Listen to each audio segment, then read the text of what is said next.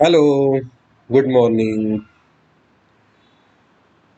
ਅੱਛਾ, ਕੱਲ ਵੀਡੀਓ ਭੇਜੀ ਸੀ ਸੋਲੋ ਮਾਡਲ ਦੀ, ਉਹਦੇ ਵਿੱਚ ਆਵਾਜ਼ ਨਹੀਂ ਆਈ। ਉਹ ਬਾਅਦ ਵਿੱਚ ਚੈੱਕ ਕੀਤਾ ਤਾਂ ਉਹਦੇ 'ਚ ਇੱਕ ਪ੍ਰੋਬਲਮ ਆਈ ਸੀ, ਉਹਦੇ ਕਰਕੇ ਨਾ ਆਵਾਜ਼ ਤੇ ਨਾ ਫੋਟੋ ਕੁਛ ਵੀ ਨਹੀਂ ਦਿਸਿਆ, ਸਿਰਫ ਵੀਡੀਓ ਮੂਵ ਕਰ ਗਈ। ਚਲੋ ਇਹ ਤੇ ਹੋ ਗਈ ਇੱਕ ਪ੍ਰੋਬਲਮ। ਅੱਜ ਤੁਹਾਡਾ ਇੱਕ ਮਾਡਲ ਸ਼ੁਰੂ ਕਰਨਾ ਸੀ ਆਪਾਂ, ਸੋਲੋ ਮਾਡਲ। ਸਭ ਤੋਂ ਪਹਿਲਾਂ ਮਾਡਲ ਸ਼ੁਰੂ ਕਰਨ ਤੋਂ ਪਹਿਲਾਂ ਤੁਹਾਡਾ ਆਪਾਂ ਕਰਦੇ ਪਏ ਹਾਂ ਯੂਨਿਟ ਨੰਬਰ 3। ਯੂਨਿਟ ਨੰਬਰ 3 ਦੇ ਵਿੱਚ ਜੋ ਵੀ ਤੁਸੀਂ ਪੜ੍ਹਿਆ ਆ, ਆਪਾਂ 5 ਮਾਡਲ ਇਹਦੇ ਵਿੱਚ ਹੈਗੇ ਆ ਆਪਣੇ ਕੋਲ। ਇੱਕ ਕਲਾਸੀਕਲ, ਕਾਰਲ ਮਾਰਕਸ, ਸ਼ੰਪੀਟਰ, ਰੋਸਟੋ ਤੇ ਸੋਲੋ ਮਾਡਲ। 5 ਮਾਡਲਸ ਦੇ ਵਿੱਚੋਂ ਵੈਸੇ ਤੁਸੀਂ ਕੋਈ ਵੀ 4 ਮਾਡਲ ਪੜ੍ਹ ਲਓ, ਉਹਨਾਂ 4 ਮਾਡਲਸ ਦੇ ਵਿੱਚੋਂ ਤੁਹਾਡਾ 100% ਕੁਐਸਚਨ ਅਟੈਂਪਟ ਹੋ ਜਾਣਾ ਹੈ। ਪਰ ਆਪਾਂ ਰਿਸਕ ਨਹੀਂ ਲੈਂਦੇ, ਕਈ ਵਾਰੀ ਦੋ ਮਾਡਲ ਮਿਕਸ ਕਰ ਦਿੰਦੇ ਆ ਕਿ ਉਸ ਮਾਡਲ ਦੀ ਉਹਦੇ ਉੱਤੇ ਕੀ ਐਕਸਟੈਂਸ਼ਨ ਹੈ ਜਾਂ ਕੀ ਉਹਦੇ ਉੱਤੇ ਉਹਦੀਆਂ ਸੁਪਰੀਅਰਿਟੀ ਆ, ਉਹ ਸਾਰਾ ਕੁਛ ਇਹਦੇ ਵਿੱਚ ਤੁਸੀਂ ਪੜ੍ਹ ਸਕਦੇ ਹੋ। ਫਿਲਹਾਲ ਆਪਾਂ ਹੁਣ ਜਿਹੜਾ ਪੜ੍ਹਨਾ ਹੈ ਉਹ ਹੈਗਾ ਸੋਲੋ ਮਾਡਲ। ਦੇਖੋ, ਸੋਲੋ ਮਾਡਲ ਪੜ੍ਹਾਉਣ ਤੋਂ ਆਪਾਂ ਸ਼ੁਰੂ ਤੇ ਕਰ ਹੀ ਦੇਣਾ ਹੈ। ਜਿਹੜਾ ਤੁਹਾਡਾ ਹੈਰੀਡਮਰ ਮਾਡਲ ਆ ਤੇ ਇੱਕ ਹੈਗਾ ਤੁਹਾਡਾ ਸੋਲੋ ਮਾਡਲ। ਸੋਲੋ ਮਾਡਲ ਹੈਗੀ ਕੀ ਚੀਜ਼ ਆ? ਸੋਲੋ ਮਾਡਲ ਹੈਰੀਡਮਰ ਮਾਡਲ ਦੀ ਐਕਸਟੈਂਸ਼ਨ ਹੈ। ਹੈਰੀਡਮਰ ਮਾਡਲ ਨੇ ਜੋ ਵੀ ਕੰਮ ਕੀਤਾ, ਸੋਲੋ ਨੇ ਉਸੇ ਮਾਡਲ ਨੂੰ ਅੱਗੇ ਵਧਾਇਆ ਹੈ। ਸਮਝ ਲੱਗੀ ਗੱਲ? ਉਹ ਹਾਂ, ਜਿਹੜਾ ਹੈਰੀਡਮਰ ਮਾਡਲ ਸੀ ਉਹ ਕੇਨਜ਼ੀਅਨ ਵਿਊ ਦੇ ਉੱਤੇ ਜ਼ਿਆਦਾਤਰ ਫੇਵਰ ਕਰਦਾ ਪਿਆ ਸੀ। ਜਿਹੜਾ ਸੋਲੋ ਮਾਡਲ ਹੈ ਇਹ ਨਿਓ ਕਲਾਸੀਕਲ ਮਾਡਲ ਹੈ। ਇਹ ਕੁਛ ਹੱਦ ਤੱਕ ਕੇਨਜ਼ ਨੂੰ ਫੇਵਰ ਕਰਦੇ ਆ, ਕੁਛ ਹੱਦ ਤੱਕ ਕਲਾਸੀਕਲ ਨੂੰ ਫੇਵਰ ਕਰਦੇ, ਇਸ ਕਰਕੇ ਇਹ ਦੋਨੇ ਪਾਸੇ ਮੂਵ ਕਰਦੇ ਆ। ਫਿਲਹਾਲ ਜਿਹੜਾ ਆਪਾਂ ਮੋਟਾ ਪਹਿਲਾਂ ਡਿਫਰੈਂਸ ਪੜ੍ਹਨਾ ਹੈ, ਦੋਨਾਂ ਦਾ ਕੰਪੈਰੀਜ਼ਨ ਪੜ੍ਹਨਾ ਹੈ ਕਿ ਹੈਰੀਡਮਰ ਮਾਡਲ ਤੇ ਸੋਲੋ ਮਾਡਲ ਦੇ ਵਿੱਚ ਕੀ ਕੰਪੈਰੀਜ਼ਨ ਕਰਨਾ ਆਪਾਂ। ਉਸ ਤੋਂ ਬਾਅਦ ਸੋਲੋ ਮਾਡਲ ਦੇ ਇਕੱਲੇ ਪੁਆਇੰਟ ਨੂੰ ਤੁਸੀਂ ਡਿਸਕਸ ਕਰਨਾ ਕਿ ਸਟੱਡੀ ਗਰੋਥ ਨੂੰ ਕਿੱਦਾਂ ਅਚੀਵ ਕਰਨਾ। ਇੱਕ ਵਾਰੀ ਫੇਰ ਜਿਹੜਾ ਆਪਾਂ ਕੱਲ ਕੰਮ ਕੀਤਾ ਉਹਨੂੰ ਦੁਬਾਰਾ ਤੋਂ ਕਰਨਾ ਪੈ ਗਿਆ, ਨਹੀਂ ਤੇ ਅੱਜ ਤੁਹਾਡਾ ਮਾਡਲ ਦਾ ਅੱਧਾ ਹਿੱਸਾ ਖਤਮ ਹੋ ਜਾਣਾ ਸੀ, ਕਿਉਂਕਿ ਵੀਡੀਓ ਦੇ ਵਿੱਚ ਪ੍ਰੋਬਲਮ ਆਈ ਸੀ, ਇਸ ਕਰਕੇ ਆਪਾਂ ਨੂੰ ਇਹ ਮਾਡਲ ਦੁਬਾਰਾ ਤੋਂ ਕਰਨਾ ਪੈ ਗਿਆ ਹੈ। ਈਵਨ ਕਿ ਉਹ ਸਾਰੇ ਦਾ ਸਾਰਾ ਜਿਹੜਾ ਵੀਡੀਓ ਤੁਸੀਂ ਕੱਲ ਸੁਣਨਾ ਸੀ ਉਹ ਦੁਬਾਰਾ ਤੋਂ ਹੀ ਰਿਪੀਟ ਕਰਨਾ ਪੈਣਾ ਹੈ। ਉਹ ਵੀਡੀਓ ਈਵਨ ਕਿ ਇਹਦੇ ਵਿੱਚ ਵੀ ਕਾਫੀ ਹੱਦ ਤੱਕ ਮੂਵ ਨਹੀਂ ਕਰਦਾ ਪਿਆ ਸਿਸਟਮ ਦੇ ਵਿੱਚ। ਅੱਛਾ, ਸਭ ਤੋਂ ਪਹਿਲਾਂ ਹੁਣ ਸੋਲੋ ਮਾਡਲ ਹੈ ਕੀ ਚੀਜ਼? ਦੇਖੋ, ਸੋਲੋ ਮਾਡਲ ਜਿਹੜਾ ਆ ਇੱਕ ਅਮਰੀਕਨ ਇਕੋਨੋਮਿਸਟ ਸੀ, ਰੋਬਰਟ ਸੋਲੋ। ਨੋਬਲ ਪ੍ਰਾਈਜ਼ ਉਹਨੂੰ ਮਿਲ ਚੁੱਕਾ ਇਹਦੇ ਵਿੱਚ। ਨਿਓ ਕਲਾਸੀਕਲ ਇਕੋਨੋਮਿਸਟ ਆ, ਜਿਹਨੇ ਨਿਓ ਕਲਾਸੀਕਲ ਦੇ ਵਿੱਚ ਆਪਣੀ ਕੰਟਰੀਬਿਊਸ਼ਨ ਦਿੱਤੀ ਹੈ ਨਿਓ ਕਲਾਸੀਕਲ ਥਿਊਰੀਜ਼ ਦੇ ਵਿੱਚ। ਦੇਖੋ, ਨਿਓ ਕਲਾਸੀਕਲ ਥਿਊਰੀ ਦੇ ਵਿੱਚ ਜਿਹੜੀ ਇਕਨੋਮਿਕ ਗਰੋਥ ਆ, ਉਹਦੇ ਜਿਹੜੇ ਡਿਟਰਮੀਨੈਂਟ ਆ ਉਹ ਕਿਹੜੇ ਡਿਟਰਮੀਨੈਂਟ ਆ? ਇੱਕ ਹੁੰਦਾ ਆ ਕੈਪੀਟਲ ਅਕਮੂਲੇਸ਼ਨ, ਇੱਕ ਹੁੰਦਾ ਆ ਸੇਵਿੰਗਸ ਦੇ ਨਾਲ ਰਿਲੇਟਿਡ ਡਿਸੀਜ਼ਨਸ। ਇੱਕ ਇਹਦੇ ਡਿਟਰਮੀਨੈਂਟ ਆ ਇਕਨੋਮਿਕ ਗਰੋਥ। ਨਿਓ ਕਲਾਸੀਕਲ ਥਿਊਰੀਜ਼ ਦੇ ਵਿੱਚ ਇਕਨੋਮਿਕ ਗਰੋਥ ਦੇ ਆਪਾਂ ਡਿਟਰਮੀਨੈਂਟ ਜਿਹੜੇ ਮੰਨਦੇ ਆ, ਉਹ ਇੱਕ ਹੁੰਦਾ ਹੈ ਤੁਹਾਡਾ ਕੈਪੀਟਲ ਅਕਮੂਲੇਸ਼ਨ ਜਾਂ ਕੈਪੀਟਲ ਫਾਰਮੇਸ਼ਨ। ਦੂਸਰਾ ਹੈਗਾ ਆ ਤੁਹਾਡੇ ਕੋਲ ਉਹਦੇ ਵਿੱਚ ਸੇਵਿੰਗਸ ਨਾਲ ਰਿਲੇਟਿਡ ਡਿਸੀਜ਼ਨਸ। ਇਹ ਦੋ ਡਿਟਰਮੀਨੈਂਟਸ ਇਕਨੋਮਿਕ ਗਰੋਥ ਦੇ ਆ। ਉਸ ਤੋਂ ਬਾਅਦ ਤੁਹਾਡੇ ਕੋਲ ਨਿਓ ਕਲਾਸੀਕਲ ਮਾਡਲ ਦੇ ਵਿੱਚ ਜਿਹੜਾ ਆਪਣੇ ਕੋਲ ਸੋਲੋ ਮਾਡਲ ਆ, ਆਊਟਪੁੱਟ ਜਦੋਂ ਹੀ ਆਪਾਂ ਮੰਨ ਕੇ ਚੱਲਦੇ ਹਾਂ, ਆਊਟਪੁੱਟ ਨੂੰ ਮੇਜ਼ਰ ਕਰਨ ਲਈ ਜਾਂ ਆਊਟਪੁੱਟ ਦੋ ਫੈਕਟਰਸ ਦੇ ਉੱਤੇ ਡਿਪੈਂਡ ਕਰਦੀ ਆ। ਇੱਕ ਹੁੰਦੀ ਆ ਕੈਪੀਟਲ ਤੇ ਇੱਕ ਹੈਗੀ ਆ ਤੁਹਾਡੇ ਕੋਲ ਲੇਬਰ। ਸਮਝ ਲੱਗੀ ਗੱਲ ਬਈ? ਨਿਓ ਕਲਾਸੀਕਲ ਥਿਊਰੀ ਦੇ ਵਿੱਚ ਦੋ ਫੈਕਟਰਸ ਆਫ ਪ੍ਰੋਡਕਸ਼ਨ ਹੁੰਦੇ ਆ, ਇੱਕ ਕੈਪੀਟਲ ਤੇ ਇੱਕ ਲੇਬਰ। ਕਿਹਦੇ ਲਈ? ਆਊਟਪੁੱਟ ਲਈ। ਇਹਦਾ ਮਤਲਬ ਇਕੋਨੋਮੀ 'ਚ ਜੋ ਵੀ ਬਣ ਰਿਹਾ ਉਹਦੇ ਪਿੱਛੇ ਦੋ ਹੀ ਚੀਜ਼ਾਂ ਦਾ ਹੱਥ ਆ, ਇੱਕ ਕੈਪੀਟਲ ਦਾ ਤੇ ਦੂਜਾ ਲੇਬਰ ਦਾ। ਇੱਕ ਵਾਰੀ ਫੇਰ ਧਿਆਨ ਨਾਲ ਸੁਣੋ ਜਿਹੜੀ ਮੈਂ ਗੱਲ ਕਰਦਾ ਪਿਆ। ਗੱਲ ਇਹ ਆ ਕਿ ਤੁਹਾਡੇ ਕੋਲ ਇੱਕ ਇਕਨੋਮਿਕ ਗਰੋਥ ਦੀ ਗੱਲ ਕੀਤੀ ਆ, ਇੱਕ ਮੈਂ ਗੱਲ ਕੀਤੀ ਆ ਆਊਟਪੁੱਟ ਦੀ। ਇਕਨੋਮਿਕ ਗਰੋਥ ਦਾ ਮਤਲਬ ਆ ਕਿ ਇਕਨੋਮਿਕ ਗਰੋਥ ਨਿਓ ਕਲਾਸੀਕਲ ਥਿਊਰੀ ਦੇ ਅਕੋਰਡਿੰਗਲੀ ਜਿਹੜੀ ਇਕਨੋਮਿਕ ਗਰੋਥ ਆ ਉਹਦੇ ਜਿਹੜੇ ਡਿਟਰਮੀਨੈਂਟਸ ਆ ਉਹ ਦੋ ਆਪਾਂ ਮੰਨਦੇ ਪਏ ਆ। ਇੱਕ ਡਿਟਰਮੀਨੈਂਟ ਹੈਗਾ ਆ ਕੈਪੀਟਲ ਅਕਮੂਲੇਸ਼ਨ ਤੇ ਦੂਜਾ ਜਿਹੜਾ ਡਿਟਰਮੀਨੈਂਟ ਆ ਉਹ ਹੈਗਾ ਸੇਵਿੰਗਸ ਨਾਲ ਰਿਲੇਟਿਡ ਡਿਸੀਜ਼ਨਸ। ਯਾਨੀ ਕਿ ਇਹਨੇ ਸੇਵਿੰਗਸ ਨੂੰ ਪ੍ਰੈਫਰੈਂਸ ਦਿੱਤੀ ਆ, ਜਦ ਕਿ ਹੈਰੀਡਮਰ ਮਾਡਲ ਡਿਮਾਂਡ ਨੂੰ ਪ੍ਰੈਫਰ ਕਰਦਾ, ਕਿਉਂਕਿ ਜਿਹੜੀ ਕੇਨਜ਼ੀਅਨ ਇਕਨੋਮਿਕਸ ਹੈ ਨਾ ਸਾਰੀ ਉਹ ਐਗਰੀਗੇਟ ਡਿਮਾਂਡ ਦਾ ਅਸਰ ਚੱਲਦੀ। ਤੁਹਾਡੀ ਅਬ ਹੈਗੀ ਆ ਕੀ ਕਹਿੰਦੇ ਇਹ ਨਿਓ ਕਲਾਸੀਕਲਸ ਆ, ਇਹ ਸਪਲਾਈ ਸਾਈਡ ਨੂੰ ਲੈ ਕੇ ਚੱਲਦੇ ਆ। ਸਪਲਾਈ ਨੂੰ ਕੌਣ ਕਰੂਗਾ? ਸਪਲਾਈ ਇਨਵੈਸਟਮੈਂਟ ਤੋਂ ਆਊਗੀ, ਇਨਵੈਸਟਮੈਂਟ ਕਿੱਥੋਂ ਆਉਂਦੀ ਆ? ਸੇਵਿੰਗ ਤੋਂ। ਇਹਦਾ ਮਤਲਬ ਜਿਹੜੀ ਤੁਹਾਡੀ ਸੇਵਿੰਗ ਆ ਉਹ ਇਹਦੇ 'ਚ ਮੇਜਰ ਫੈਕਟਰ ਆ ਨੀਓ ਕਲਾਸੀਕਲ 'ਚ, ਤੇ ਕੇਨਜ਼ੀਅਨ ਦੇ ਵਿੱਚ ਡਿਮਾਂਡ ਮੇਜਰ ਫੈਕਟਰ ਹੁੰਦਾ ਹੈ। ਕੇਨਜ਼ੀਅਨ ਵਿੱਚ ਹੋਰ ਵੀ ਕਈ ਚੀਜ਼ਾਂ ਹੈਗੀਆਂ। ਅੱਛਾ, ਹੁਣ ਤੁਹਾਡੇ ਕੋਲ ਆ ਜਾਂਦਾ ਆ, ਇਹ ਤੇ ਹੈਗੀ ਇਕਨੋਮਿਕ ਗਰੋਥ ਦੇ ਡਿਟਰਮੀਨੈਂਟ, ਇੱਕ ਕੈਪੀਟਲ ਅਕਮੂਲੇਸ਼ਨ ਤੇ ਦੂਜਾ ਹੈਗਾ ਆ ਤੁਹਾਡੇ ਕੋਲ ਸੇਵਿੰਗ ਨਾਲ ਰਿਲੇਟਡ ਡਿਸੀਜਨਸ। ਦੂਜੀ ਗੱਲ ਮੈਂ ਕਰਦਾ ਪਿਆ, ਆਊਟਪੁੱਟ ਨੂੰ ਡਿਟਰਮਿਨ ਕਰਨ ਲਈ ਦੋ ਫੈਕਟਰਸ ਚੱਲਦੇ ਆ, ਇੱਕ ਕੈਪੀਟਲ ਤੇ ਇੱਕ ਲੇਬਰ। ਇਕੋਨੋਮੀ ਦੇ ਵਿੱਚ ਜੋ ਵੀ ਬਣਦਾ ਪਿਆ ਉਹ ਸਿਰਫ ਦੋ ਚੀਜ਼ਾਂ ਤੋਂ ਬਣਦਾ ਪਿਆ, ਇੱਕ ਕੈਪੀਟਲ ਤੋਂ ਤੇ ਦੂਜਾ ਲੇਬਰ ਤੋਂ। ਇਹ ਤੁਹਾਡਾ ਬੇਸ ਜਿਹਾ ਆ, ਇੰਟਰੋਡਕਸ਼ਨ ਜਿਹੜੀ ਇਹਦੀ ਚੱਲਦੀ ਹੈ। ਅੱਛਾ, ਉਸ ਤੋਂ ਬਾਅਦ ਆ ਗਿਆ ਇਹਦਾ ਕੰਪੈਰੀਜ਼ਨ। ਕੰਪੈਰੀਜ਼ਨ ਦੇ ਵਿੱਚ ਮੈਂ ਤੁਹਾਨੂੰ ਮੋਟੀਆਂ-ਮੋਟੀਆਂ ਤਿੰਨ ਚੀਜ਼ਾਂ ਦੱਸਦਾ, ਪਹਿਲਾਂ ਇਹੀ ਕੰਪੈਰੀਜ਼ਨ ਘੁੰਮੀ ਜਾਣਾ ਹੈ। ਸਭ ਤੋਂ ਪਹਿਲੀ ਜਿਹੜੀ ਚੀਜ਼ ਆਪਾਂ ਗੱਲ ਕਰਨ ਲੱਗੇ ਹਾਂ, ਜਿਹੜਾ ਤੁਹਾਡਾ ਹੈਰੋਡੋਮਰ ਮਾਡਲ ਹੈ। ਹੈਰੋਡੋਮਰ ਮਾਡਲ ਦੇ ਵਿੱਚ ਤੁਸੀਂ ਨਾ ਤਿੰਨ ਚੀਜ਼ਾਂ ਪੜ੍ਹੀਆਂ ਸੀ, ਤਿੰਨ growth rate, actual growth rate, predicted growth rate ਤੇ natural growth rate. Steady state equilibrium ਕਦੋਂ ਹੁੰਦਾ ਹੈ? ਜਦੋਂ ਤਿੰਨੇ ਇੱਕ ਦੂਜੇ ਦੇ ਬਰਾਬਰ ਹੋ ਜਾਣ। ਕਲੀਅਰ ਹੈ? ਸਟੈਡੀ ਸਟੇਟ ਇਕੁਇਲਿਬ੍ਰੀਅਮ ਕਦੋਂ ਹੁੰਦਾ? ਜਦੋਂ ਤਿੰਨੇ ਇੱਕ ਦੂਜੇ ਦੇ ਕੀ ਹੋ ਜਾਣਗੇ? ਬਰਾਬਰ। ਪਰ ਜਿਹਦਾ ਆਪਣਾ ਸੋਲਰ ਮਾਡਲ ਆ, ਇਹ ਇਹਦੇ ਨਾਲ ਨਹੀਂ ਚੱਲਦਾ। ਇਹ ਵੀ ਸਟੈਡੀ ਸਟੇਟ ਇਕੁਇਲਿਬ੍ਰੀਅਮ ਦੇ ਵਿੱਚ ਫੇਵਰ ਕਰਦਾ ਆ, ਪਰ ਸਟੈਡੀ ਸਟੇਟ ਇਕੁਇਲਿਬ੍ਰੀਅਮ ਕਿਵੇਂ ਚੱਲਦਾ ਆ? ਉਹ ਸਟੈਡੀ ਸਟੇਟ ਇਕੁਇਲਿਬ੍ਰੀਅਮ ਇੱਕ ਹੈਰੋਡੋਮਰ ਦੇ ਵਿੱਚ ਮੇਨ ਡਰਾਬੈਕ ਇਹ ਆ ਕਿ ਜੇ ਇੱਕ ਵਾਰੀ ਇਕੋਨੋਮੀ ਸਟੈਡੀ ਸਟੇਟ ਇਕੁਇਲਿਬ੍ਰੀਅਮ ਤੋਂ ਭਟਕ ਗਈ ਤੇ ਉਹ ਵਾਪਸ ਸਟੈਡੀ ਸਟੇਟ ਇਕੁਇਲਿਬ੍ਰੀਅਮ ਪਾਥ ਤੇ ਨਹੀਂ ਆ ਸਕਦੀ। ਜਦ ਕਿ ਸੋਲਰ ਮਾਡਲ ਕਹਿੰਦਾ ਜਿਹੜੀ ਮਰਜ਼ੀ ਜਗ੍ਹਾ ਤੇ ਹੋ ਜਾਵੇ, ਜਿੱਥੇ ਮਰਜ਼ੀ ਇਕੋਨੋਮੀ ਖੜੀ ਹੋਵੇ, ਕਿਸੇ ਵੇਲੇ ਵੀ ਉਹ ਆਪਣੀ ਸਟੱਡੀ ਸਟੇਟ ਇਕੁਇਲਿਬ੍ਰੀਅਮ ਨੂੰ ਹਾਸਲ ਕਰ ਸਕਦੀ ਹੈ। ਕਲੀਅਰ ਹੈ? ਹੁਣ ਜਿਹੜਾ ਮੈਂ 1 ਬਾਏ 1 ਕੰਪੈਰੀਜ਼ਨ ਕਰਨ ਲੱਗਾ ਇਹਦਾ, ਸਭ ਤੋਂ ਪਹਿਲਾਂ ਹੈਗਾ ਆ ਤੁਹਾਡੇ ਕੋਲ ਸੋਲੋ ਨੇ ਕੀ ਕਿਹਾ ਆ ਕਿ ਜਿਹੜਾ ਆਪਾਂ ਸਟੱਡੀ ਗਰੋਥ ਆ ਉਹ ਲੌਂਗ ਪੀਰੀਅਡ ਦੇ ਵਿੱਚ ਚੱਲਦੀ ਆ, ਵਿਦਆਊਟ ਐਨੀ ਪਿਟਫਾਲਸ, ਕੋਈ ਵੀ ਨੁਕਸਾਨ ਕੀਤਿਆਂ ਬਗੈਰ, ਨਾ ਇਨਫਲੇਸ਼ਨ ਨਾ ਡਿਫਲੇਸ਼ਨ ਕੀਤਿਆਂ ਬਗੈਰ ਆਪਾਂ ਸਟੱਡੀ ਸਟੇਟ ਗਰੋਥ ਨੂੰ ਹਾਸਲ ਕਰ ਸਕਦੇ ਹਾਂ ਲੌਂਗ ਪੀਰੀਅਡ 'ਚ, ਜਦ ਕਿ ਹੈਰੋਡੋਮਰ ਇਹਨੂੰ ਫੇਵਰ ਇਸ ਚੀਜ਼ ਨੂੰ ਨਹੀਂ ਕਰਦੇ ਸੀ। ਦੂਜਾ ਪੁਆਇੰਟ ਆਪਾਂ ਇਹਦੇ ਵਿੱਚ ਇਹ ਮੰਨ ਕੇ ਚੱਲਦੇ ਹਾਂ ਕਿ ਇੱਕ ਨਾ ਹੈਰੋਡੋਮਰ ਦੇ ਵਿੱਚ ਆਪਾਂ ਇੱਕ ਪੜ੍ਹਦੇ ਹੁੰਦੇ ਸੀ ਫੈਕਟਰਸ ਦੀ ਰੇਸ਼ੋ। ਉਹ ਕਿਹੜੇ ਫੈਕਟਰਸ ਹੁੰਦੇ ਸੀ? ਇੱਕ ਕੈਪੀਟਲ ਲੇਬਰ ਰੇਸ਼ੋ, K/L। ਉਹਦੇ ਵਿੱਚ ਉਹ ਚੀਜ਼ ਮੰਨਦੇ ਸੀ ਫਿਕਸ, ਯਾਨੀ ਕਿ ਨਾ ਕੈਪੀਟਲ ਚੇਂਜ ਹੋ ਸਕਦੀ ਸੀ ਨਾ ਲੇਬਰ ਚੇਂਜ ਹੋ ਸਕਦੀ, ਕੈਪੀਟਲ ਲੇਬਰ ਰੇਸ਼ੋ ਜਿਹਨੂੰ ਕਹਿੰਦੇ ਸੀ ਆਪਾਂ। ਪਰ ਜਿਹੜਾ ਤੁਹਾਡਾ ਸੋਲਰ ਮਾਡਲ ਆ ਉਹ ਕਹਿੰਦਾ ਚਾਹੇ ਤੁਸੀਂ ਕੈਪੀਟਲ ਕੌਨਸਟੈਂਟ ਰੱਖ ਕੇ ਲੇਬਰ ਨੂੰ ਫਿਕਸ ਚੇਂਜ ਕਰ ਦਿਓ, ਚਾਹੇ ਲੇਬਰ ਨੂੰ ਕੌਨਸਟੈਂਟ ਰੱਖ ਕੇ ਕੈਪੀਟਲ ਨੂੰ ਚੇਂਜ ਕਰ ਦਿਓ, ਕੋਈ ਪ੍ਰੋਬਲਮ ਨਹੀਂ ਆ। ਉਹ ਕਹਿੰਦਾ ਦੋਨੇ ਚੀਜ਼ਾਂ ਨੂੰ ਆਪਾਂ ਚੇਂਜ ਕਰ ਸਕਦੇ ਹਾਂ। ਕਲੀਅਰ ਆ? ਇਹਦਾ ਮਤਲਬ ਇਹਦੇ 'ਚ ਕੈਪੀਟਲ ਆਊਟਪੁੱਟ ਰੇਸ਼ੋ ਹੈਰੋਡੋਮਰ ਨੇ ਕੌਨਸਟੈਂਟ ਮੰਨੀ ਆ, ਜਦ ਕਿ ਸੋਲੋ ਕਹਿੰਦਾ ਪਿਆ ਕਿ ਲੌਂਗ ਰਨ ਗਰੋਥ ਦੇ ਵਿੱਚ ਦੋਨੇ ਚੀਜ਼ਾਂ ਵੇਰੀਏਬਲ ਜਾਂ ਵੇਰੀਏਟ ਹੋ ਸਕਦੀਆਂ। ਕਲੀਅਰ ਹੈ? ਉਸ ਤੋਂ ਬਾਅਦ ਕੁਝ ਫੈਕਟਰਸ ਆ ਜਿਹੜੇ ਡੋਮਰ ਕਹਿੰਦਾ ਆ ਕਿ ਜਿਹੜੇ ਲੌਂਗ ਰਨ ਗਰੋਥ ਜਾਂ ਸਟੱਡੀ ਸਟੇਟ ਗਰੋਥ ਨੂੰ ਇਨਫਲੂਐਂਸ ਕਰ ਸਕਦੇ ਆ। ਸੋਲੋ ਨੇ ਹੋਰ ਕਈ ਫੈਕਟਰਸ ਬਣਾ ਦਿੱਤੇ ਆ ਜਿਹੜੇ ਉਹ ਵਾਲੇ ਇਕਨੋਮਿਕ ਗਰੋਥ ਦੇ ਵਿੱਚ ਜਿਹੜੇ ਫੈਕਟਰਸ ਆ ਉਹਨਾਂ ਨੂੰ ਇੰਟਰੋਡਿਊਸ ਕਰਤਾ ਆ, ਜਿਹੜੇ ਇਕਨੋਮਿਕ ਗਰੋਥ ਨੂੰ ਜਾਂ ਸਟੱਡੀ ਸਟੇਟ ਗਰੋਥ ਨੂੰ ਹਾਸਲ ਕਰਨ ਦੇ ਵਿੱਚ ਹੈਲਪ ਕਰਦੇ। ਦੇਖੋ ਮੈਂ ਤਿੰਨ ਚੀਜ਼ਾਂ ਬੋਲਿਆ। ਸਭ ਤੋਂ ਪਹਿਲਾਂ ਸਟੱਡੀ ਸਟੇਟ ਗਰੋਥ ਲੌਂਗ ਪੀਰੀਅਡ ਦੇ ਵਿੱਚ ਜ਼ਿਆਦਾ ਉੱਪਰ ਥੱਲੇ ਹੋਣ ਤੋਂ ਬਗੈਰ ਆਪਾਂ ਹਾਸਲ ਕਰ ਸਕਦੇ ਹਾਂ ਅਕੋਰਡਿੰਗ ਟੂ ਸੋਲੋ, ਜਦ ਕਿ ਹੈਰੋਡੋਮਰ ਦੇ ਅਕੋਰਡਿੰਗਲੀ ਇਹ ਜੋ ਉਹਦੇ ਵਿੱਚ ਮੁਸ਼ਕਲਾਂ ਜ਼ਿਆਦਾ ਆਉਂਦੀਆਂ ਸੀ ਲੌਂਗ ਰਨ ਸਟੱਡੀ ਸਟੇਟ ਗਰੋਥ ਹਾਸਲ ਕਰਨ ਦੇ ਵਿੱਚ। ਦੂਜੀ ਗੱਲ ਫੈਕਟਰਸ ਰੇਸ਼ੋ, ਕੈਪੀਟਲ ਤੇ ਲੇਬਰ ਰੇਸ਼ੋ ਹੈਰੋਡੋਮਰ ਦੇ ਵਿੱਚ ਫਿਕਸ ਸੀ, ਜਾਂ ਕੈਪੀਟਲ ਆਊਟਪੁੱਟ ਰੇਸ਼ੋ ਕਹਿ ਲਓ, ਜਾਂ ਜਿਹੜੀ ਆਪਾਂ ਫਿਕਸਡ ਫੈਕਟਰ ਪ੍ਰਪੋਰਸ਼ਨਸ ਕਰਨ ਕੇ ਚੱਲਦੇ ਹਾਂ, ਲਿਖਿਆ ਵੀ ਹੈਗਾ ਇਹਨਾਂ ਨੇ fixed factor proportions constant capital output ratio. ਪਰ ਸੋਲੋ ਨੇ ਇਹਨਾਂ ਅਜ਼ੰਪਸ਼ਨਸ ਨੂੰ ਲੌਂਗ ਰਨ ਗਰੋਥ ਦੇ ਵਿੱਚ ਅਨਰੀਅਲ ਮੰਨ ਕੇ ਚੇਂਜ ਕਰਨ ਦੀ ਵੀ ਕੋਸ਼ਿਸ਼ ਕਰ ਲਈ। ਇਹਦਾ ਮਤਲਬ ਇਹ ਆਥੈਂਟਿਕ ਉਹਦੇ ਨਾਲੋਂ ਜ਼ਿਆਦਾ ਹੈ। ਉਸ ਤੋਂ ਬਾਅਦ ਸੋਲੋ ਨੇ ਕਈ ਇਹੋ ਜਿਹੇ ਫੈਕਟਰਸ ਇੰਟਰੋਡਿਊਸ ਕਰਤੇ ਜਿਹੜੇ ਇਕਨੋਮਿਕ ਗਰੋਥ ਨੂੰ ਇਨਫਲੂਐਂਸ ਕਰਦੇ ਸੀ, ਪਰ ਹੈਰੋਡੋਮਰ ਮਾਡਲ ਨੇ ਜਿਹੜੀ ਇਨਸਟੇਬਿਲਿਟੀ ਆਉਂਦੀ ਸੀ ਇਹਨਾਂ ਫੈਕਟਰਸ ਨੂੰ ਨਾ ਇੰਟਰੋਡਿਊਸ ਕਰਕੇ ਉਹ ਇਨਸਟੇਬਿਲਿਟੀ ਨੂੰ ਜਿਹੜਾ ਸੋਲੋ ਆ ਉਹਨੇ ਘੱਟ ਕਰਤਾ ਸੀ। ਕਲੀਅਰ ਹੈ?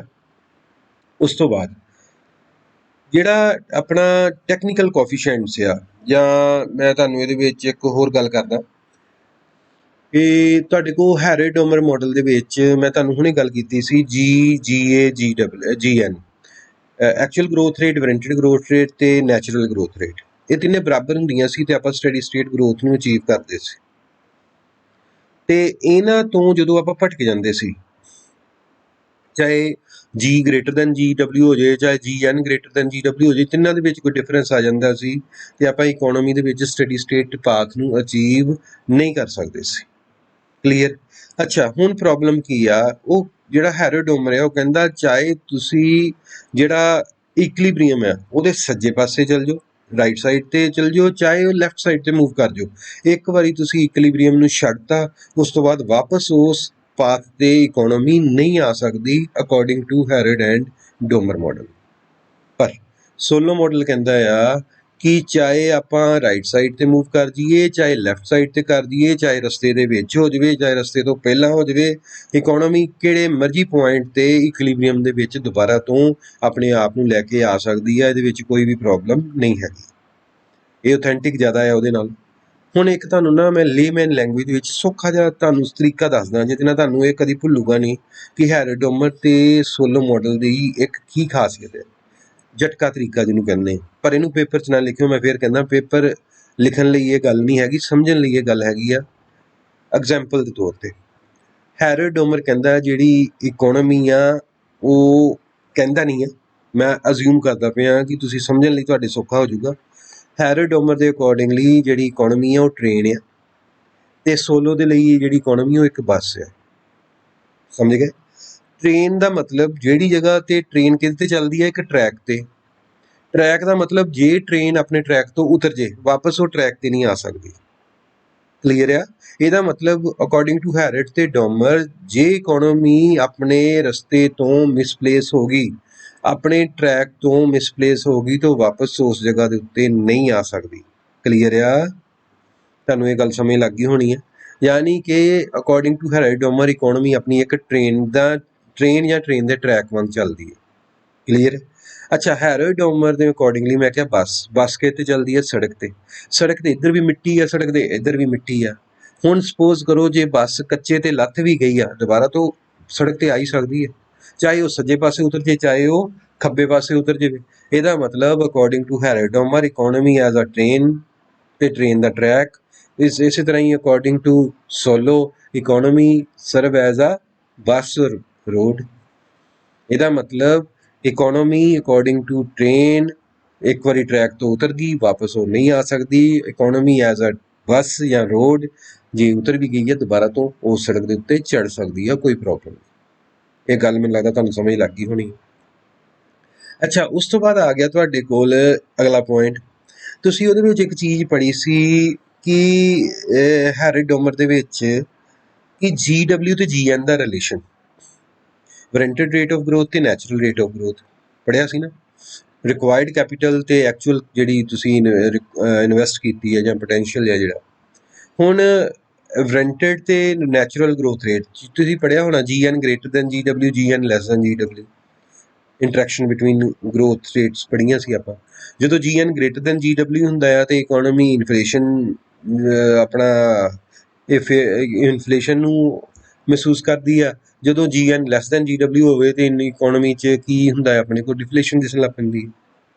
ਇਹੀ ਸੀ ਨਾ ਵੀ, ਇਹਦਾ ਮਤਲਬ GN ਤੇ GW ਇਕੋਨਮੀ ਨੂੰ ਦੋਨਾਂ ਸਾਈਡਸ ਦੇ ਉੱਤੇ ਪੁੱਲ ਕਰਦੇ ਸੀ, ਚਾਹੇ ਉਹ ਲੈਫਟ ਸਾਈਡ ਨੂੰ ਮੂਵ ਕਰਦੀ ਸੀ, ਚਾਹੇ ਉਹ ਰਾਈਟ ਸਾਈਡ ਨੂੰ ਮੂਵ ਕਰਦੀ ਸੀ।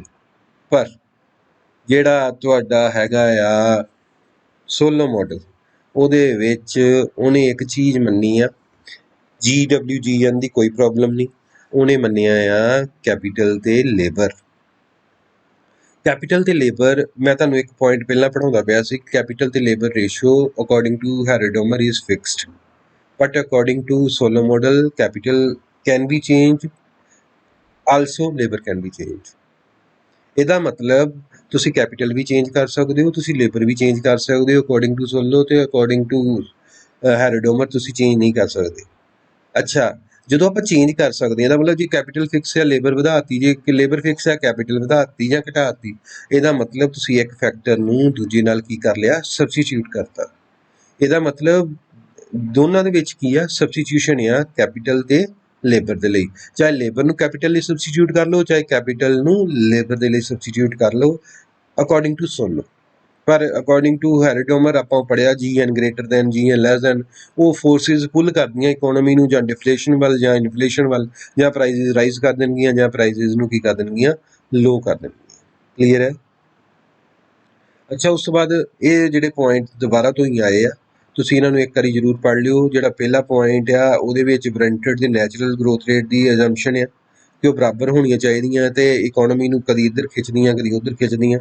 ਪਰ ਜਿਹੜਾ ਸੋਲੋ ਆ ਉਹ ਕਹਿੰਦਾ ਆ ਕਿ ਸਾਰੇ ਦਾ ਸਾਰਾ ਕੌਣ ਕਰਦਾ ਪਿਆ ਆ ਕੈਪੀਟਲ ਤੇ ਲੇਬਰ ਦੀ ਰੇਸ਼ੋ ਕਰਦੀ ਆ ਜਿਨ੍ਹਾਂ ਨੂੰ ਆਪਾਂ ਸਬਸਟੀਟਿਊਟ ਕਰ ਸਕਦੇ ਹਾਂ ਇੱਕ ਕੈਪੀਟਲ ਦੇ ਬਦਲੇ ਲੇਬਰ ਜਾਂ ਲੇਬਰ ਦੇ ਬਦਲੇ ਕੈਪੀਟਲ। ਉਸ ਤੋਂ ਬਾਅਦ ਤੁਹਾਡੇ ਕੋਲ ਆ ਜਾਂਦਾ ਆ GW GA ਤੇ GC ਦੇ ਵਿੱਚ ਹਾਂ actual growth rate warranted growth rate ਤੇ ਨੈਚੁਰਲ ਗਰੋਥ ਰੇਟ ਦੇ ਵਿੱਚ ਰਿਲੇਸ਼ਨ ਇਨਸਟੇਬਿਲਿਟੀ ਆ ਜਾਂਦੀ ਆ GN ਤੇ GW ਕਰਕੇ ਜਦ ਕਿ ਸੋਲੋ ਕਹਿੰਦਾ ਇਹੋ ਜਿਹੀ ਕੋਈ ਪ੍ਰੋਬਲਮ ਨਹੀਂ ਆ। ਸੋਲੋ ਨੇ ਦੋਨੇ ਪ੍ਰੋਬਲਮਸ ਦਾ ਹੱਲ ਦੱਸਦਾ ਆ ਉਹਨੂੰ ਕਹਿੰਦਾ ਕੈਪੀਟਲ ਤੇ ਲੇਬਰ ਦੇ ਨਾਲ ਤੁਸੀਂ ਇਹਨਾਂ ਦਾ ਹੱਲ ਕੱਢ ਸਕਦੇ ਹੋ ਸਬਸਟੀਟਿਊਸ਼ਨ ਦੇ ਨਾਲ।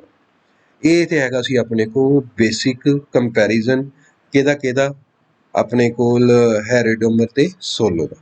ਮੈਂ ਇੱਕ ਵਾਰੀ ਫਿਰ ਤੁਹਾਨੂੰ ਮੋਟਾ ਦੱਸ ਦਿੰਦਾ 3 ਪੁਆਇੰਟਸ ਤੁਸੀਂ ਹਮੇਸ਼ਾ ਯਾਦ ਰੱਖਿਓ।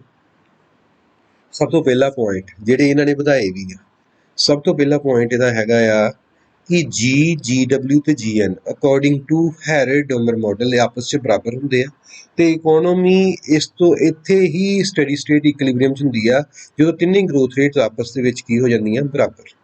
ਤੇ ਇਕੋਨੋਮੀ ਨੂੰ ਅੱਗੇ ਜਾਂ ਪਿੱਛੇ ਲੈਣ ਲਈ ਇਹਨਾਂ ਦੀਆਂ ਇੰਟਰੈਕਸ਼ਨਸ ਕੰਮ ਕਰਦੀਆਂ ਆ ਅਕੋਰਡਿੰਗ ਟੂ ਹੈਰੀ ਡੋਮਰ। ਮੈਂ ਸਮ ਅਪ ਕਰਦਾ ਪਿਆ ਸਾਰਾ ਕੁਝ। ਇਹਨਾਂ ਦੀਆਂ ਫੋਰਸਿਸ ਐਕਟ ਕਰਦੀਆਂ ਆ ਉਹ ਫੋਰਸਿਸ ਰਿਐਕਟ ਕਿੱਦਾਂ ਕਰਦੀਆਂ ਪਈਆਂ ਕਦੀ GN ਵੱਧ ਗਿਆ ਕਦੀ GN ਘਟ ਗਿਆ। ਜਦੋਂ ਵੀ GN ਤੇ GW 'ਚ ਚੇਂਜ ਆਊਗੀ ਉਹ G ਨੂੰ ਵੀ ਹਿਲਾ ਕੇ ਰੱਖ ਦਿੰਦੀ। G ਦਾ ਮਤਲਬ ਐਕਚੁਅਲ ਗਰੋਥ ਰੇਟ। ਪਰ ਇਹਦਾ ਮਤਲਬ ਇਕੋਨੋਮੀ ਦੇ ਵਿੱਚ ਸਟੱਡੀ ਸਟੇਟ ਇਕੁਇਲਿਬਰੀਅਮ ਦਾ ਪਾਥ ਇੱਕੋ ਵਾਰੀ ਅਚੀਵ ਹੁੰਦਾ ਆ ਤੇ ਇਕੋਨੋਮੀ ਨੂੰ ਸਦਾ ਲਈ ਉਹਦੇ ਤੇ ਹੀ ਰਹਿਣਾ ਪੈਂਦਾ ਆ।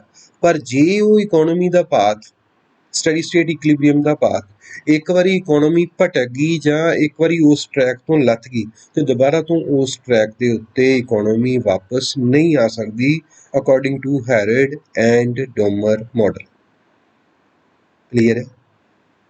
ਹੈਰਡ ਉਹ ਤੋਂ ਬਾਅਦ ਸੋਲੋ ਮਾਡਲ ਕਹਿੰਦਾ ਆ ਕਿ ਇਕੋਨੋਮੀ ਦੇ ਵਿੱਚ ਨਾਈਫ ਐਜ ਇਕੁਇਲਿਬਰੀਅਮ ਦੀ ਕੋਈ ਪ੍ਰੋਬਲਮ ਨਹੀਂ। ਨਾਈਫ ਐਜ ਇਕੁਇਲਿਬਰੀਅਮ ਦੀ ਗੱਲ ਕੌਣ ਕਰਦਾ ਆ ਹੈਰਡ ਤੇ ਡੋਮਰ ਮਾਡਲ। ਨਾਈਫ ਐਜ ਦਾ ਮਤਲਬ ਤਲਵਾਰ ਦੀ ਧਾਰ ਨਾ ਇੱਧਰ ਮੂਵ ਕਰਾਂਗੇ ਤਾਂ ਵੀ ਕੱਟੇ ਜਾਵਾਂਗੇ ਉੱਧਰ ਮੂਵ ਕਰਾਂਗੇ ਤਾਂ ਵੀ ਕੱਟੇ ਜਾਵਾਂਗੇ। ਪਰ ਜਿਹੜਾ ਆਪਣੇ ਕੋਲ ਸੋਲੋ ਮਾਡਲ ਆ ਸੋਲੋ ਮਾਡਲ ਕਹਿੰਦਾ ਆ ਇਹੋ ਜਿਹੀ ਕੋਈ ਪ੍ਰੋਬਲਮ ਨਹੀਂ ਆ। ਇਕੋਨੋਮੀ ਜਿਹੜੇ ਮਰਜ਼ੀ ਪੁਆਇੰਟ ਆਫ ਟਾਈਮ ਤੋਂ ਦੁਬਾਰਾ ਤੋਂ ਇਕੁਇਲਿਬਰੀਅਮ ਨੂੰ ਹਾਸਲ ਕਰ ਸਕਦੀ ਆ।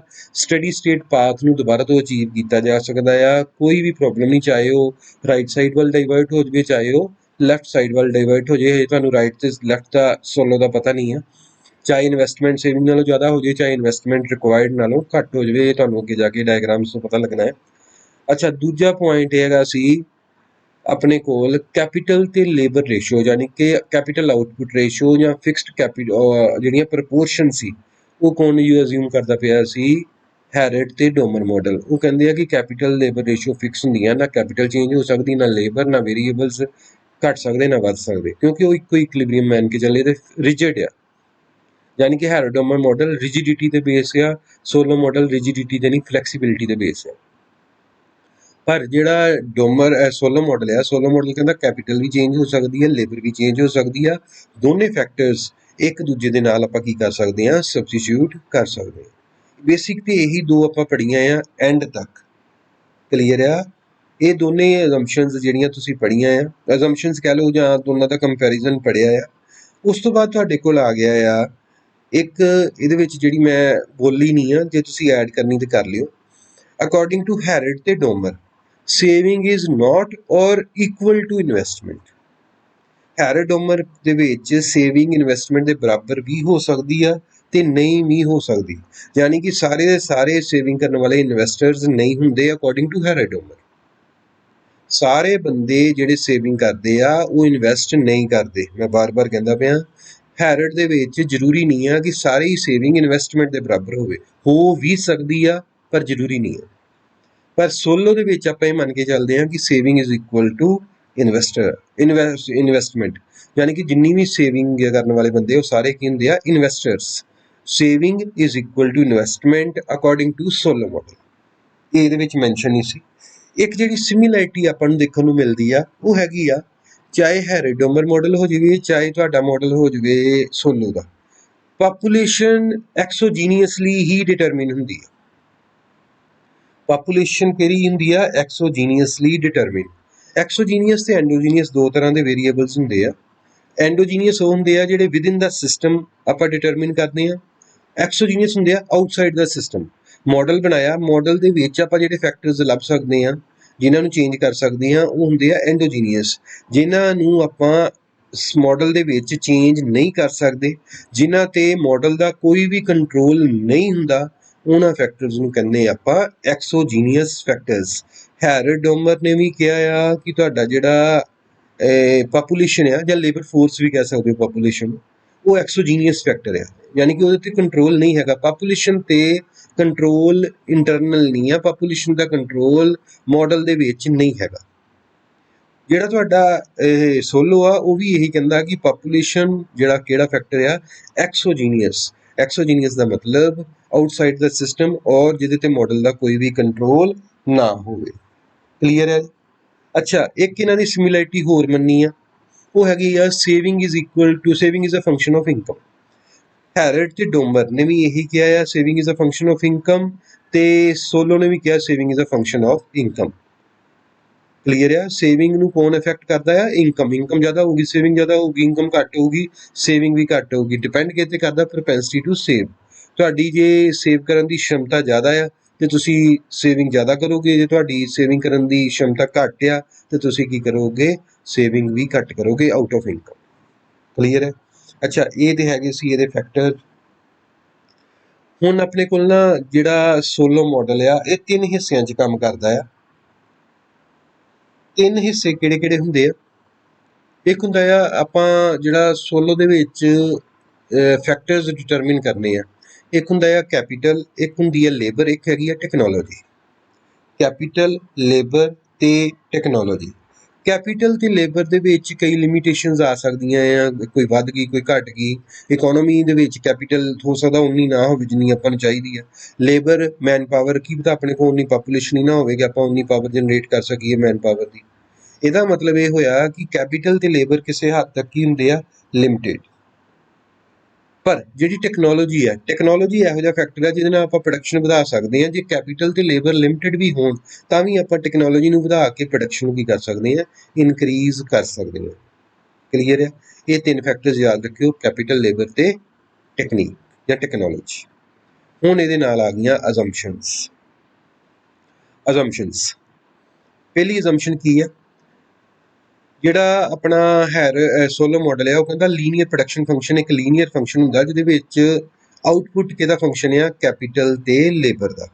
ਆਊਟਪੁੱਟ ਕਿਹਦਾ ਫੰਕਸ਼ਨ ਆ? ਕੈਪੀਟਲ ਤੇ ਲੇਬਰ। ਮੈਂਸ਼ਨ ਹੈ ਐਫ ਕੇ ਐਲ। ਵਾਈ ਕੀ ਆ? ਆਊਟਪੁੱਟ, ਕੇ ਕੈਪੀਟਲ, ਐਲ ਕੀ ਆ? ਲੇਬਰ। ਅੱਛਾ, ਇਹਦਾ ਮਤਲਬ ਅੱਛਾ ਇਹ ਤਾਂ ਤੁਹਾਨੂੰ ਪਤਾ ਲੱਗ ਗਿਆ ਕਿ ਪ੍ਰੋਡਕਸ਼ਨ ਫੰਕਸ਼ਨ ਲੀਨੀਅਰ ਆ। ਲੀਨੀਅਰ ਦਾ ਮਤਲਬ ਫਸਟ ਡਿਗਰੀ, ਐਲ ਦੀ ਵੀ ਪਾਵਰ 1 ਆ, ਕੇ ਦੀ ਵੀ ਪਾਵਰ 1। ਹੁਣ ਇਹ ਤੇ ਪਤਾ ਲੱਗ ਗਿਆ ਕਿ ਸੋਲੋ ਨੇ ਕੀ ਕਿਹਾ ਆ? ਪ੍ਰੋਡਕਸ਼ਨ ਫੰਕਸ਼ਨ ਲੀਨੀਅਰ ਆ। ਇੱਕ ਇਹਦੇ ਨਾਲ ਅਜ਼ੰਪਸ਼ਨ ਤੁਸੀਂ ਐਕਸਟਰਾ ਐਡ ਕਰਨੀ ਐਕਸਟਰਾ ਕਰ ਲਓ, ਇਹਦੇ ਵਿੱਚ ਜਾਣਾ ਤੇ ਇਹਦੇ ਵਿੱਚ ਚਲ ਜਿਓ। ਇਹਦੇ 'ਚ ਵੀ ਲਿਖਿਆ ਹੈ constant return to scale. Solow model ਦੇ ਅਕੋਰਡਿੰਗਲੀ ਇਕੋਨੋਮੀ ਦੇ ਵਿੱਚ ਕਿਹੜਾ ਮਾਡਲ ਲੱਗਦਾ? ਕੌਂਸਟੈਂਟ ਰਿਟਰਨ ਟੂ ਸਕੇਲ। 3 ਤਰ੍ਹਾਂ ਦੇ ਆਪਣੇ ਕੋਲ ਰਿਟਰਨਸ ਹੁੰਦੀਆਂ ਆ, increasing return to scale, decreasing return to scale ਤੇ ਕੌਂਸਟੈਂਟ ਰਿਟਰਨ ਟੂ ਸਕੇਲ। ਅੱਛਾ, ਤੁਹਾਨੂੰ ਕਈ ਵਾਰੀ UGC ਦੇ ਵਿੱਚ ਇੱਕ ਕੁਐਸਚਨ ਪੁੱਛ ਲੈਂਦੇ ਆ, difference between return to scale and return to factor. Difference between return to scale and return to factor. ਕੀ ਡਿਫਰੈਂਸ ਹੁੰਦਾ ਰਿਟਰਨ ਟੂ ਸਕੇਲ ਤੇ ਰਿਟਰਨ ਟੂ ਫੈਕਟਰ? ਤੁਸੀਂ BA 'ਚ ਪੜ੍ਹਿਆ ਹੋਣਾ ਆ, ਪਰ ਮੈਨੂੰ ਲੱਗਦਾ ਨਹੀਂ ਤੁਹਾਡੇ 'ਚੋਂ, ਜੇ ਆਪਾਂ 35 ਜਾਣੇ ਆ ਤੇ 35 'ਚੋਂ 30 ਨੂੰ ਆਉਂਦਾ ਹੋਊਗਾ, 5 ਜਾਣਿਆਂ ਨੂੰ ਸ਼ਾਇਦ ਇਹਦੀ ਨੌਲੇਜ ਹੋਵੇ ਜਾਂ ਦਿਮਾਗ 'ਚ ਕਿਸੇ ਕੋਨੇ 'ਚ ਹੋਵੇ। ਜਿਹੜਾ ਰਿਟਰਨ ਟੂ ਫੈਕਟਰ ਹੁੰਦਾ ਇਹ ਸ਼ਾਰਟ ਪੀਰੀਅਡ 'ਚ ਅਪਲਾਈ ਹੁੰਦਾ ਆ। ਜਿਹੜਾ ਰਿਟਰਨ ਟੂ ਸਕੇਲ ਆ ਇਹ ਲੌਂਗ ਪੀਰੀਅਡ ਕੰਸੈਪਟ ਹੁੰਦਾ ਹੈ। ਸ਼ਾਰਟ ਪੀਰੀਅਡ ਦੇ ਵਿੱਚ ਕੁਝ ਫੈਕਟਰ ਵੇਰੀਏਬਲ ਹੁੰਦੇ ਆ, ਕੁਝ ਫੈਕਟਰ ਫਿਕਸ ਹੁੰਦੇ ਆ, ਜਿੱਦਾਂ ਕਿ ਆਪਣਾ ਲੈਂਡ ਫਿਕਸ ਹੋ ਗਈ, ਲੇਬਰ ਵੇਰੀਏਬਲ ਹੋ ਗਿਆ, ਇਹ ਸ਼ਾਰਟ ਪੀਰੀਅਡ। ਲੌਂਗ ਪੀਰੀਅਡ ਦੇ ਵਿੱਚ ਨਾ ਲੈਂਡ ਫਿਕਸ ਹੁੰਦੀ ਆ, ਨਾ ਲੇਬਰ ਫਿਕਸ ਹੁੰਦੀ ਆ, ਨਾ ਕੈਪੀਟਲ ਫਿਕਸ ਆ। ਇਹਦਾ ਮਤਲਬ ਜਿਹੜਾ ਲੌਂਗ ਪੀਰੀਅਡ ਆ ਉਹਦੇ 'ਚ ਸਾਰੇ ਫੈਕਟਰਸ ਕੀ ਹੁੰਦੇ ਆ? ਵੇਰੀਏਬਲ। ਜਦੋਂ ਸਾਰੇ ਫੈਕਟਰਸ ਵੇਰੀਏਬਲ ਹੋਣ ਉਸ ਜਗ੍ਹਾ ਤੇ ਕਿਹੜਾ ਕੰਸੈਪਟ ਲੱਗਦਾ ਆ? Return to scale. ਜੇ ਆਪਾਂ ਲੇਬਰ ਤੇ ਕੈਪੀਟਲ ਦੀ ਡੋਜ਼ 20% ਵਧਾਉਂਦੇ ਆ ਤੇ ਆਊਟਪੁੱਟ ਵੱਧਦੀ ਆ 40%, ਯਾਨੀ ਕਿ ਆਊਟਪੁੱਟ ਵੱਧ ਗਈ 40%, ਜੋ ਆਪਾਂ ਪ੍ਰੋਡਿਊਸ ਕੀਤਾ ਉਹ 40% ਇਨਕਰੀਜ਼ ਕਰਕੇ ਆ, ਜਿਨ੍ਹਾਂ ਦੇ ਨਾਲ ਪ੍ਰੋਡਿਊਸ ਕੀਤਾ ਉਹਨਾਂ ਨੂੰ ਆਪਾਂ ਵਧਾਇਆ 20%। ਇਹਦਾ ਮਤਲਬ 40/20 ਆਂਸਰ ਆਇਆ 2, ਇੱਕ ਨਾਲੋਂ ਜ਼ਿਆਦਾ ਆਇਆ, ਦਾ ਮਤਲਬ ਆਪਾਂ ਨੂੰ ਰਿਟਰਨ ਜ਼ਿਆਦਾ ਮਿਲਦੀ ਪਈ ਹੈ, ਜਿੰਨੀ ਲਾਈ ਉਹਦੇ ਨਾਲੋਂ ਜ਼ਿਆਦਾ। ਆਪਾਂ ਫੈਕਟਰ ਵਧਾਏ 20% ਕੈਪੀਟਲ ਤੇ ਲੇਬਰ, ਰਿਟਰਨ ਵੀ ਵਧੀ 20%, 20/20 ਆ ਗਿਆ 1। ਜਦੋਂ ਤੁਹਾਡੇ ਕੋਲ ਆਂਸਰ 1 ਆਵੇ ਇਹਦਾ ਮਤਲਬ ਆ ਕੌਨਸਟੈਂਟ ਰਿਟਰਨ ਟੂ ਸਕੇਲ, ਯਾਨੀ ਕਿ ਜਿੰਨਾ ਤੁਸੀਂ ਫੈਕਟਰ ਵਧਾਇਆ ਉਨੀ ਹੀ ਰਿਟਰਨ ਵਧੀ ਹੈ। ਤੀਜਾ ਹੁੰਦਾ ਆ decreasing return to scale. Decreasing return to scale ਹੁੰਦਾ ਆ ਤੁਸੀਂ ਫੈਕਟਰ ਵਧਾਏ 20%, ਆਊਟਪੁੱਟ ਵਧੀ 10%, 10/20 1/2 ਆਂਸਰ ਆਇਆ 0.5। ਇਹਦਾ ਮਤਲਬ ਜਿੰਨੇ ਤੁਸੀਂ ਫੈਕਟਰ ਵਧਾਏ ਡੋਜ਼, ਜਿੰਨੀ ਫੈਕਟਰ ਦੀ ਵਧਾਈ ਉਨੀ ਆਊਟਪੁੱਟ ਨਹੀਂ ਵਧੀ, ਇਹਨੂੰ ਕਹਿੰਦੇ ਡਿਕਰੀਜ਼ਿੰਗ ਰਿਟਰਨ ਟੂ ਸਕੇਲ। ਹੁਣ ਇੱਥੇ ਆਪਾਂ ਗੱਲ ਕਰਦੇ ਪਏ ਕੌਨਸਟੈਂਟ ਰਿਟਰਨ ਟੂ ਸਕੇਲ। ਇਹਦਾ ਮਤਲਬ ਜੇ ਮੈਂ ਫੈਕਟਰ 20% ਵਧਾਊਂਗਾ ਤੇ ਆਊਟਪੁੱਟ ਵੀ ਕਿੰਨੀ ਵਧੂਗੀ 20%। ਹੁਣ ਜਰਾ ਜੇ ਤੁਸੀਂ ਆਹ ਕੰਸੈਪਟ ਦੇਖੋ, ਮੈਂ ਲਿਖਿਆ AY = F AKAL, ਇਹ ਲਿਖਿਆ ਨਾ AK ਤੇ AL, ਇਹਦਾ ਮਤਲਬ ਤੁਸੀਂ ਕੈਪੀਟਲ ਨੂੰ ਵੀ A ਕੁਆਂਟੀਟੀ ਦੇ ਨਾਲ ਵਧਾ ਦਿੱਤਾ, ਲੇਬਰ ਨੂੰ ਵੀ A ਕੁਆਂਟੀਟੀ ਦੇ ਨਾਲ ਵਧਾ ਦਿੱਤਾ, ਯਾਨੀ ਕਿ ਕੈਪੀਟਲ ਤੇ ਲੇਬਰ ਦੇ ਵਿੱਚ ਕਿੰਨੀ ਇਨਕਰੀਜ਼ ਕੀਤੀ A ਯੂਨਿਟ। ਉਸ ਤੋਂ ਬਾਅਦ ਜਦੋਂ ਕੈਪੀਟਲ ਤੇ ਲੇਬਰ ਦੇ ਵਿੱਚ A ਯੂਨਿਟ ਇਨਕਰੀਜ਼ ਕੀਤੀ ਤੇ ਆਊਟਪੁੱਟ 'ਚ ਵੀ ਕਿੰਨੀ ਚੇਂਜ ਆਈ ਬਈ, ਆਊਟਪੁੱਟ 'ਚ ਵੀ ਚੇਂਜ ਕਿੰਨੀ ਆ ਗਈ A। ਇਹਦਾ ਮਤਲਬ ਜਿੰਨੀ ਯੂਨਿਟ ਤੁਸੀਂ ਇਨਕਰੀਜ਼ ਕੀਤੇ ਕੈਪੀਟਲ ਤੇ ਲੇਬਰ ਦੇ ਉਨੀ ਕੀ ਵੱਧ ਗਈ ਆਊਟਪੁੱਟ। ਜਦੋਂ ਸੇਮ ਯੂਨਿਟ ਇਨਕਰੀਜ਼ ਕਰਕੇ ਸੇਮ ਯੂਨਿਟ ਆਊਟਪੁੱਟ ਦੇ ਵਧੇ ਹੋਣ, ਇਹਦਾ ਮਤਲਬ ਉੱਥੇ ਕਿਹੜਾ ਰਿਟਰਨ ਲੱਗੂਗਾ ਕੌਨਸਟੈਂਟ ਰਿਟਰਨ ਟੂ ਸਕੇਲ। ਇਹ ਉਹਦੀ ਸਮਝ ਲਓ ਗ੍ਰਾਫਿਕ ਜਾਂ ਉਹਦੀ ਇੱਕ ਸਿੰਬਲਾਈਜੇਸ਼ਨ ਆ ਜਿਹੜੀ ਇਹਦੇ ਵਿੱਚ ਉਹਨਾਂ ਨੇ ਕਰਕੇ ਦਿਖਾਈ ਹੈ। ਦੂਜਾ ਹੈਗਾ ਆ ਜਿਹੜਾ ਆਪਣੇ ਕੋਲ ਇਨਵੈਸਟਮੈਂਟ ਆ, ਉਹ ਕਿਹਦੇ ਬਰਾਬਰ ਹੁੰਦੀ ਆ, investment is a function of income, ਕਿਉਂਕਿ ਇਨਵੈਸਟਮੈਂਟ ਕਿਹਦੇ ਬਰਾਬਰ ਹੁੰਦੀ ਆ ਸੇਵਿੰਗ, ਤੇ ਸੇਵਿੰਗ ਕਿਹਦਾ ਫੰਕਸ਼ਨ ਹੁੰਦੀ ਆ ਇਨਕਮ। I = S ਮੈਂ ਪਹਿਲਾਂ ਹੀ ਦੱਸਿਆ ਆ, ਤੇ S = small s capital Y। Small s ਕਿਹਨੂੰ ਰਿਪਰੈਜ਼ੈਂਟ ਕਰਦਾ ਪ੍ਰੋਪੈਂਸਿਟੀ ਟੂ ਸੇਵ, ਤੇ Y ਕਿਹਨੂੰ ਰਿਪਰੈਜ਼ੈਂਟ ਕਰਦਾ ਇਨਕਮ ਨੂੰ। ਇਹਦਾ ਮਤਲਬ I = small s capital Y। Small s ਦਾ ਮਤਲਬ ਤੁਸੀਂ ਆਪਣੀ ਇਨਕਮ ਚੋਂ ਕਿੰਨਾ ਸੇਵ ਕਰਦੇ ਹੋ। ਜੇ ਤੁਹਾਡੀ ਇਨਕਮ 100 ਰੁਪਈਆ, ਮੈਂ ਲਿਖ ਦਵਾਂ ਤੁਸੀਂ ਆਪਣੀ ਇਨਕਮ ਚੋਂ 10% ਸੇਵ ਕਰਦੇ ਹੋ, 0.1 0.1 × 100 10 ਬਣ ਗਿਆ। ਇਹਦਾ ਮਤਲਬ ਸੇਵਿੰਗ ਕਿਹਦੇ ਬਰਾਬਰ ਆਊਗੀ 10 ਦੇ ਬਰਾਬਰ। ਸਮੋਲ s ਕਿੰਨਾ ਹੋ ਗਿਆ 0.1। ਜੇ ਸਮੋਲ s 0.2 ਹੋਊਗਾ, ਉਹਨੂੰ 0.2 ਨੂੰ 100 ਨਾਲ ਮਲਟੀਪਲਾਈ ਕਰੋ, ਆਂਸਰ ਆਊਗਾ 20। ਇਹਦਾ ਮਤਲਬ ਸੇਵਿੰਗ ਕਿਹਦੇ ਬਰਾਬਰ ਆ ਗਈ 20, ਕਿਉਂਕਿ ਇਨਕਮ 100 ਰੁਪਈਆ ਮੰਨਦੇ ਪਏ। ਇਹਦਾ ਮਤਲਬ S = small s Y। S ਜਿਹੜਾ ਕੈਪੀਟਲ ਆ ਉਹ ਹੈਗਾ ਆ ਤੁਹਾਡੇ ਕੋਲ S ਜਾਂ I। S ਸੇਵਿੰਗ ਹੈ, I ਇਨਵੈਸਟਮੈਂਟ ਆ। ਇਹ I ਇਨਵੈਸਟਮੈਂਟ, S ਕਿਹਦੇ ਲਈ ਹੁੰਦਾ ਸੇਵਿੰਗ ਲਈ। ਸਮੋਲ s ਹੁੰਦਾ ਆ ਪ੍ਰੋਪੈਂਸਿਟੀ ਟੂ ਸੇਵ, ਤੇ ਸਮੋਲ y ਕਿਹਦੇ ਬਰਾਬਰ ਹੁੰਦਾ ਆ, ਸਮੋਲ y ਹੁੰਦਾ ਤੁਹਾਡੇ ਕੋਲ ਇਨਕਮ ਦੇ ਬਰਾਬਰ। ਕਲੀਅਰ। ਨੈਕਸਟ ਅਜ਼ੰਪਸ਼ਨ ਜਿਹੜੀ ਹੈਗੀ ਉਹ ਹੈਗੀ ਆ growth rate of labour force is exogenously determine. ਇਹ ਮੈਂ ਤੁਹਾਨੂੰ ਪਹਿਲਾਂ ਹੀ ਦੱਸ ਚੁੱਕਾ ਕਿ ਜਿਹੜਾ ਲੇਬਰ ਫੋਰਸ ਆ ਜਾਂ ਪਾਪੂਲੇਸ਼ਨ ਆ ਇਹ ਕਿੱਦਾਂ ਡਿਟਰਮਿਨ ਕਰਦੇ ਆ ਐਕਸੋਜੀਨੀਅਸਲੀ। ਇਹਦੇ ਤੇ ਮਾਡਲ ਦਾ ਕੋਈ ਕੰਟਰੋਲ ਨਹੀਂ ਹੁੰਦਾ। ਜਿਹੜੀ ਚੀਜ਼ ਦੇ ਉੱਤੇ ਕੰਟਰੋਲ ਨਾ ਹੋਵੇ ਵੇਰੀਏਬਲ ਦੇ ਉੱਤੇ, ਉਹ ਵੇਰੀਏਬਲ ਕੀ ਹੁੰਦਾ ਆ ਐਕਸੋਜੀਨੀਅਸ ਵੇਰੀਏਬਲ। ਮਾਡਲ ਦੇ ਵਿੱਚ ਕੋਈ ਕੰਟਰੋਲ ਨਾ ਹੋਵੇ। ਫੁੱਲ ਇੰਪਲਾਇਮੈਂਟ ਇਨ ਦਾ ਇਕੋਨਮੀ, ਮੈਂ ਪਹਿਲਾਂ ਹੀ ਕਿਹਾ ਆ ਤੁਹਾਨੂੰ, ਜਿਹੜੀ ਇਕੋਨਮੀ ਆ ਇਹਦੇ ਚ ਫੁੱਲ ਇੰਪਲਾਇਮੈਂਟ ਹੁੰਦੀ ਆ ਦੋ ਤਰ੍ਹਾਂ ਦੀ ਫੁੱਲ ਇੰਪਲਾਇਮੈਂਟ ਕਿਹੜੀ ਹੁੰਦੀ ਆ, ਇੱਕ ਹੁੰਦੀ ਆ ਫੁੱਲ ਇੰਪਲਾਇਮੈਂਟ ਆਫ ਲੇਬਰ ਤੇ ਦੂਜੀ ਹੁੰਦੀ ਆ full employment of available stock of capital. Full employment of labour ਤੇ full employment of stock of capital, ਕਿਉਂਕਿ ਦੋ ਫੈਕਟਰ ਆ, ਇੱਕ ਲੇਬਰ ਆ, ਇੱਕ ਕੀ ਆ ਕੈਪੀਟਲ। ਲੇਬਰ ਵੀ ਸਾਰੀ ਦੀ ਸਾਰੀ ਇੰਪਲੋਇਡ ਆ, ਤੇ ਕੈਪੀਟਲ ਵੀ ਜਿੰਨਾ ਆਪਣੇ ਕੋਲ ਅਵੇਲੇਬਲ ਹੈਗਾ ਸਟਾਕ ਉਹ ਸਾਰੇ ਦਾ ਸਾਰਾ ਆਪਾਂ ਯੂਜ਼ ਕਰਦੇ ਪਏ, ਕਿਉਂਕਿ ਆਪਾਂ ਸੇਵਿੰਗ ਨੂੰ ਕਿਹਦੇ ਬਰਾਬਰ ਮੰਨਿਆ ਆ ਇਨਵੈਸਟਮੈਂਟ ਦੇ ਬਰਾਬਰ। ਕਲੀਅਰ ਹੈ। ਉਸ ਤੋਂ ਬਾਅਦ two factors of production capital ਤੇ ਲੇਬਰ, ਦੋ ਹੀ ਫੈਕਟਰਸ ਆਫ ਪ੍ਰੋਡਕਸ਼ਨ ਹੈ, ਇੱਕ ਲੇਬਰ ਤੇ ਇੱਕ ਕੈਪੀਟਲ, ਜਿਨ੍ਹਾਂ ਨੂੰ ਉਹਨਾਂ ਦੀ ਫਿਜ਼ੀਕਲ ਪ੍ਰੋਡਕਟਿਵਿਟੀ ਦੇ ਬਰਾਬਰ ਵੇਜ ਜਾਂ ਪੇ ਕੀਤਾ ਜਾਂਦਾ ਹੈ। ਸਮਝ ਗਏ। ਜੇ ਲੇਬਰ ਲਾਈ ਆ ਉਹਨੇ 500 ਚ ਦੋ ਕੁਰਸੀਆਂ ਬਣਾਈਆਂ ਤੇ ਦੋ ਕੁਰਸੀਆਂ ਦੇ ਬਰਾਬਰ ਜਿਹੜੀ ਉਹਦੀ ਵੇਜ ਬਣੂਗੀ, ਉਹਨੂੰ ਪੇਮੈਂਟ ਹੋਏਗੀ ਉਹਨੇ ਫਿਜ਼ੀਕਲੀ ਕਿੰਨਾ ਪ੍ਰੋਡਕਸ਼ਨ ਕਰਕੇ ਦਿੱਤੀ ਹੈ। ਉਸ ਤੋਂ ਕੀ ਹੈਗਾ labour and capital as substitute for each other, substitutable, ਦੋਨੇ ਇੱਕ ਦੂਜੇ ਲਈ ਪਰਫੈਕਟਲੀ ਸਬਸਟੀਟਿਊਟ ਕਰ ਸਕਦੇ ਹਾਂ, ਚਾਹੇ ਲੇਬਰ ਨੂੰ ਕੈਪੀਟਲ ਦੇ ਲਈ ਚਾਹੇ ਕੈਪੀਟਲ ਨੂੰ ਲੇਬਰ ਦੇ ਲਈ, ਕੋਈ ਪ੍ਰੋਬਲਮ ਨਹੀਂ ਹੈ, ਪਹਿਲੇ ਤੁਹਾਨੂੰ ਮੈਂ ਦੱਸ ਚੁੱਕਾ। Investment is not of depreciation and replacement charges.